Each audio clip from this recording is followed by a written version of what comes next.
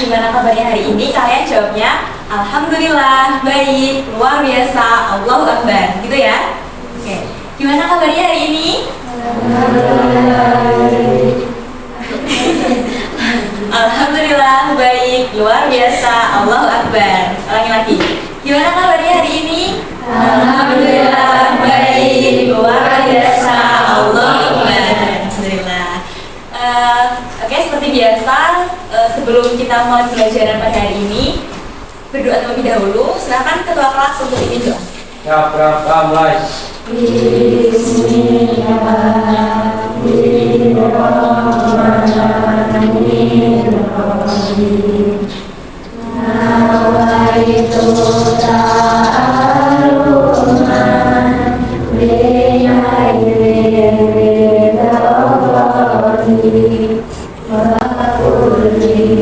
Dan selesai memberi salam. Selamat pagi. Hari ini kita akan belajar transformasi geometri. Nah, transformasi geometri itu ada 4 sebenarnya, yaitu ada translasi, ada refleksi, ada dilatasi, ada rotasi. Tapi hari ini kita khususnya itu akan belajar tentang translasi. Oke. Sebelum kita menuju ke materi yang akan kita pelajari pada hari ini, dulu di kelas 8 kalian udah pernah belajar tentang sistem koordinat kartesius kan? Ada yang masih ingat nggak apa itu koordinat kartesius? Sistem koordinat kartesius itu sumbu x dan sumbu y. Oke, benar. Jadi sistem koordinat kartesius itu ada sumbu x dan ada sumbu y. Dimana itu sumbu x itu yang dimana, sumbu y itu yang dimana? Sumbu x itu yang horizontal dan sumbu y yang vertikal. Ya, benar.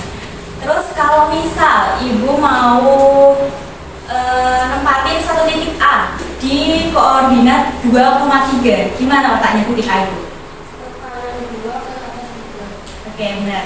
Jadi kalian masih ingat ya tentang apa itu koordinat kartesius? Soalnya nanti materi yang akan kita pelajari pada hari ini itu berkaitan erat dengan koordinat kartesius. Jadi jangan sampai lupa. Hari ini nanti harapannya kalian itu bisa menjelaskan konsep dan pengertian tentang translasi dan juga bisa menjelaskan sifat-sifat translasi dan menentukan bayangan suatu objek setelah dilakukan translasi. Lalu kalian juga bisa memecahkan masalah kontekstual yang berkaitan dengan translasi.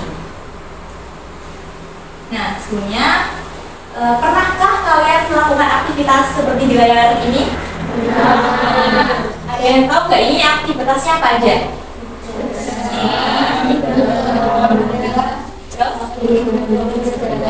Nah, benar. Nah, ini itu salah satu beberapa contoh dari translasi. Terus dari contoh-contoh ini nih, kira-kira ada yang tahu nggak apa sih itu translasi? Translasi adalah perpindahan. Oke, benar, bisa ya. Jadi translasi itu bisa disebut juga perpindahan. Tapi kata lainnya itu translasi itu pergeseran. Pergeseran kan pasti ada titik awal sama titik akhir. Jadi suatu benda atau objek itu berpindah kan. Itu ini ya. Terus ada yang bisa kasih contoh nggak? Contoh lain dari translasi itu apa? Permainan catur. Oke, benar.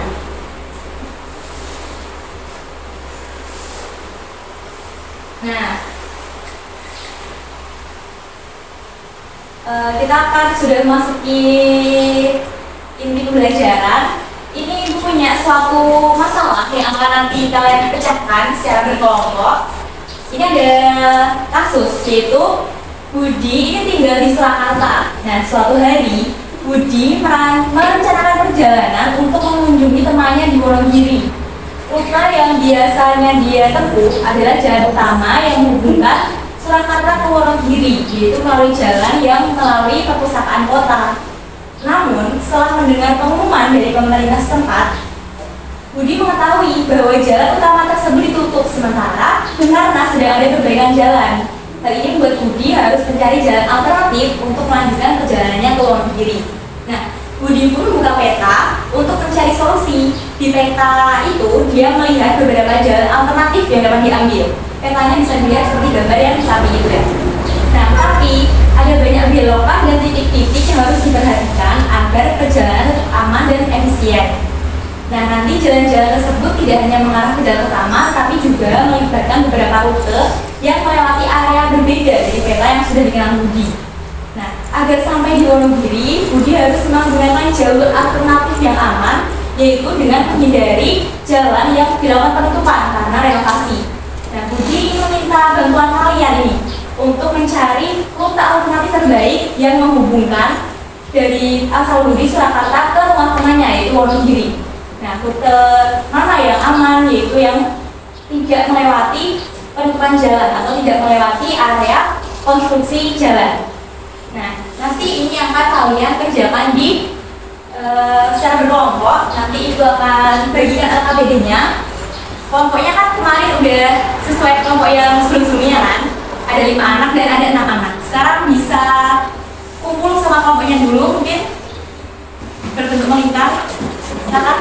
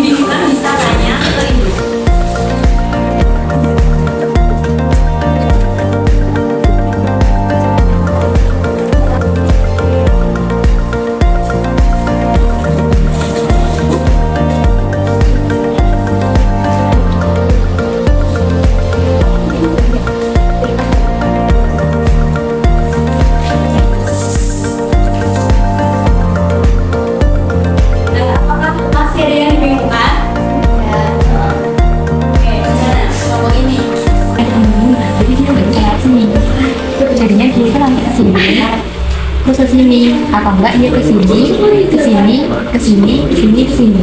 Itu kan menjadi jalan yang diperbaiki. Nah,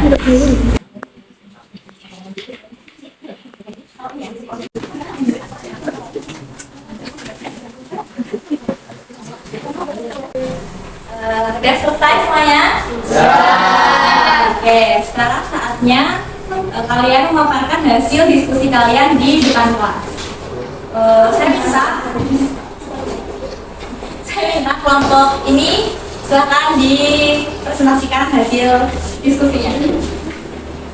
Nanti kalau kelompok satunya diperhatikan ya, nanti apakah ada jawaban yang berbeda atau sama.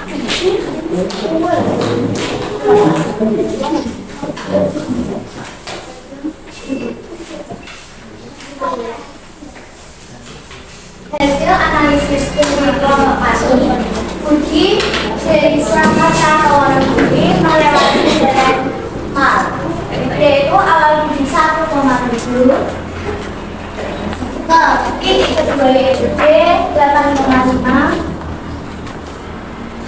dan selanjutnya ke titik B yaitu 5,3 dan titik terakhir yaitu 6,3. Kelompok kami menganalisis dari titik awal Budi yaitu 1,7 ke titik kedua yaitu 8,5 yaitu terjadi perpindahan yaitu 1 ke 8 yaitu ditambah 7 dan 7 ke 5 yaitu dikurangi 2. Jadi Budi menganalisis translasi 1,7 ke 8,5 yaitu adalah 7 dari negatif 2. Translasi pertama yaitu 7,2. Dan Budi melakukan translasi kedua yaitu dari 8,5 ke 5,2 yaitu translasi 8 ke 5 itu dikurangi 3 dan 5 ke 2 yaitu dikurangi 3. Jadi translasi kedua ditemukan yaitu negatif 3 dan negatif 7. Jadi translasi 8,5 ke 5, 8,5 ke 5, negatif 2, yaitu ditemukan negatif 3, negatif 7. Yaitu melakukan translasi terakhir yaitu ke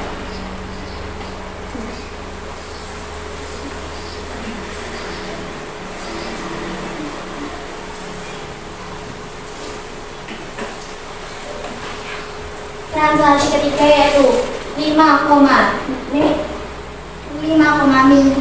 ke translasi terakhir yaitu 6, negatif 4, yaitu terjadi 5 ke 6 yaitu 5 ditambah 1 dan negatif 2 ke negatif 4 yaitu min 4. Jadi translasi terakhir ditemukan 1, negatif 2. Sudah sampai Wonogiri.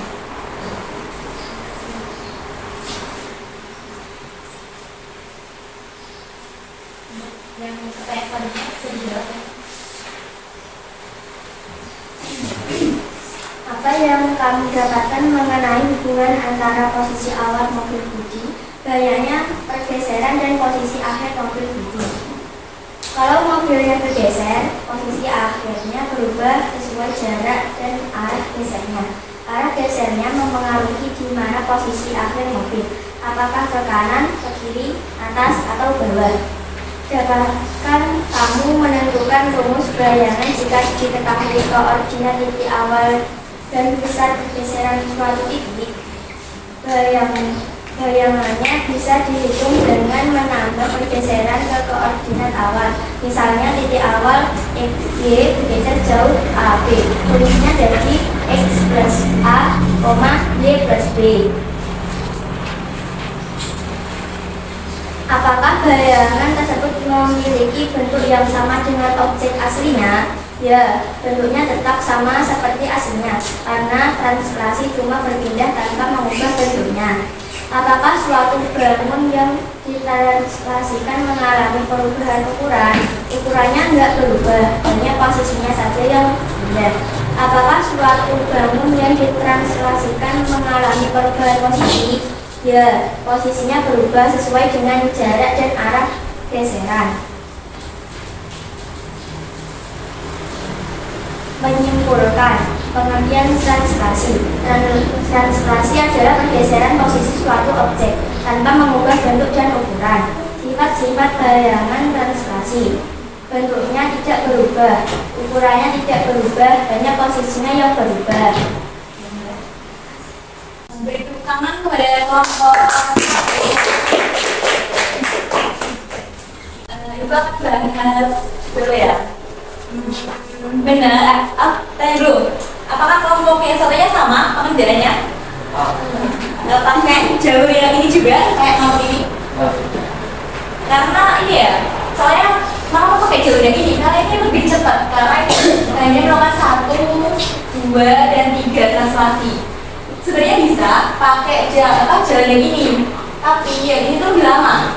Dia melakukan 1, 2, 3, 4, 5 translasi. Jadi emang yang paling efektif itu lewat jalur yang ini. Oke, Ibu lihat pengerjaannya. Ini kalau tulis koordinat ini harus ada kurungnya ya.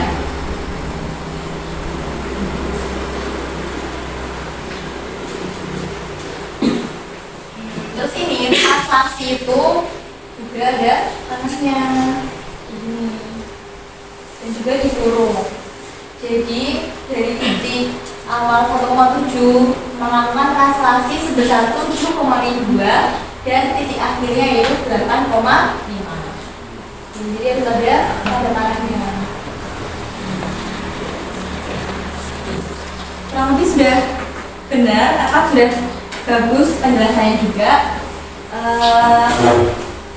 Selanjutnya itu akan kasih penguatan materinya. Nah, jadi tadi juga sudah disimpulkan oleh kelompok ya hasil jawabannya. Kalau translasi tadi apa definisinya? Naila mungkin bisa dibaca lagi. adalah pergeseran posisi suatu objek tanpa mengubah bentuk dan ukurannya. Jadi translasi itu adalah pergeseran suatu objek. Objeknya itu bisa berupa titik, garis, bidang. Jadi nggak harus titik aja. Nah, tanpa mengubah ukurannya. Jadi kan tadi kan yang berjalan apa? Mobil budi kan. Mobil budi bertranslasi, berpindah dari satu ke Wonogiri ke Surakarta ke Wonogiri. Tapi apakah mobil budi tadi berubah? Enggak kan? Mobil budi tetap bentuknya seperti itu aja, nggak mungkin jadi besar atau lebih kecil. Yang berubah tadi apa? Posisinya. Oke. Sampai sini bisa dipahami apa itu pengertian translasi? Bisa. Nah, terus tadi hasil translasinya itu kan menyatakan arah dia. Tadi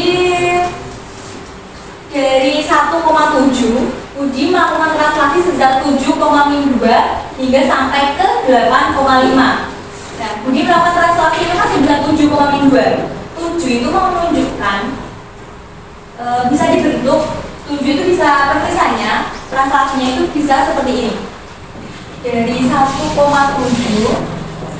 melakukan translasi sebesar 7 dan 2 ke 8,5. Jadi 7 itu menyatakan komponen horizontal. Jadi dia berjalan secara horizontal. Horizontal tadi apa? Di sumbu X, di sumbu koordinat. Yang ini ya, yang mendatar ya. Nah, kalau komponen yang B, yaitu yang min 2, itu dia berjalannya secara vertikal, yaitu ke atas dan ke bawah. Nah, kalau 7 itu kan positif. Jadi 7 itu kan secara horizontal tadi yang atas. Itu kan dia berjalannya ke kanan dan ke kiri, tapi kalau positif itu berarti ke kanan. Kalau yang min 2 itu kan yang di bawah. Itu dia berjalan secara vertikal, ke atas dan ke bawah. Kalau min 2 ada tanda negatifnya dari ke bawah.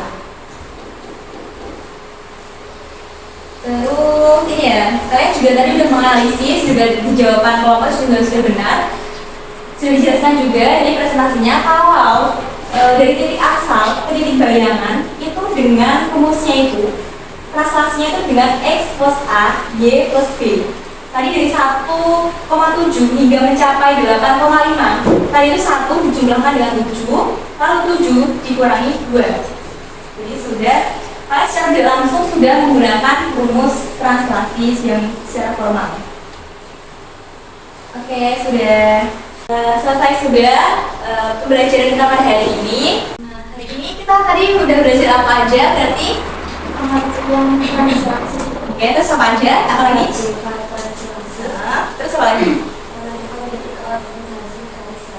Ya, jadi kita udah belajar apa itu pengertian translasi, sifat-sifat translasi, dan menentukan koordinat titik hasil translasi. Dan juga kalian tadi udah bisa memecahkan masalah tentang kasus tentang translasi. Apakah pembelajaran hari ini menyenangkan? Menyenangkan. Apakah bisa dipahami? Bisa. Kalau yang tadi dari pembelajaran hari ini, bagian mana yang sulit kira-kira? Bagian untuk menemukan jalur alternatif Budi.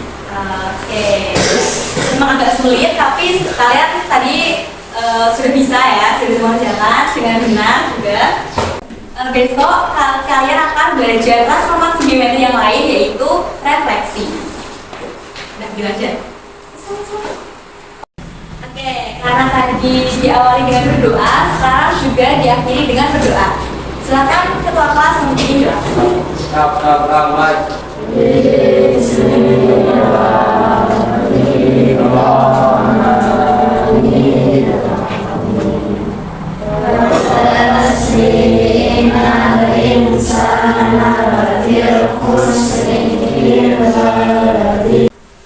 saya beri salam.